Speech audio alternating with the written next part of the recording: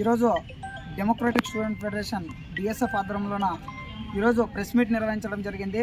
ఈ press meet యొక్క ముఖ్య ఉద్దేశం ఏమంటే ఆదోని పట్టణంలో ఉన్నటువంటి ఎస్సీ/బీసీ హాస్టల్ను ఈరోజు అడ్మిషన్లు స్టార్ట్ అవుతున్నాయి. మరి ఈరోజు ఎస్సీ/బీసీ హాస్టల్స్ విద్యార్థులకు సరైనటువంటి మౌలిక సదుపాయాలు లేక, వాటర్ ఫెసిలిటీస్ లేక, కనీసం హాస్టల్స్ బాగు చేయలేకపోకున్నట్ల ఈరోజు కాలయాపన చేస్తున్నటువంటి ఎస్సీ/బీసీ ఎస్సీ/బీసీ హాస్టల్లో ఉన్నటువంటి వార్డెన్లపై తక్షణమే క్రిమినల్ కేసు నమోదు చేయాలని కూడా ఈరోజు డిఎస్ఎఫ్ డెమోక్రటిక్ స్టూడెంట్ ఫెడరేషన్ విద్యార్థి సంఘంగా నేను డిమాండ్ చేస్తున్నాను. ఎందుకంటే గత సంవత్సరంలోనూ గత కొన్ని సంవత్సరాల నుంచి ఈరోజు హాస్టల్స్కు మరి ఈరోజు బాగు చెప్పానని గవర్నమెంట్ ఈరోజు ఫండ్స్ ఇస్తుంది. మరి ఈరోజు హాస్టల్స్లోన కనీసమైన మౌలిక సదుపాయాలు లేకోకున్నట్ల ఈరోజు విద్యార్థులు అడ్మిషన్ల కోసం పక్కన పల్లెటూరుల నుంచి ఈరోజు అప్ అండ్ డౌన్ చేయలేక ఈరోజు హాస్టల్లో చదువుకున్నటువంటి పరిస్థితి ఉంది. కానీ ఇంత జరుగుతున్నా కూడా ఈరోజు బీసీ వెల్ఫేర్ ఆఫీసర్ కానీ, ఎస్సీ వెల్ఫేర్ ఆఫీసర్ కానీ ఈరోజు ఆదోని పట్టణంలో ఒక్కరోజు కూడా విజిట్ చేయకోకున్నట్లు ఈరోజు సీటుకు మాత్రమే పరిమితం అవుతున్నారు.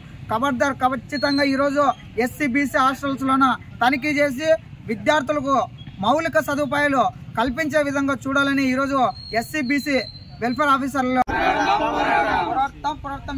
ఎస్సీ హాస్టల్లో, బీసీ హాస్టల్లో మౌలిక సదుపాయాలు కల్పించేంత వరకు పోరాడతాం.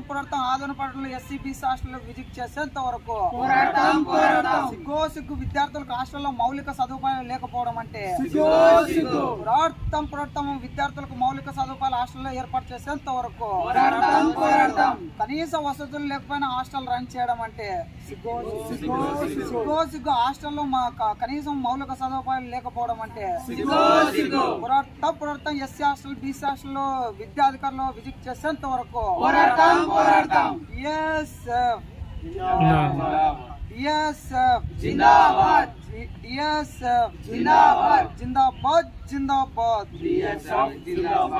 జిందాబాద్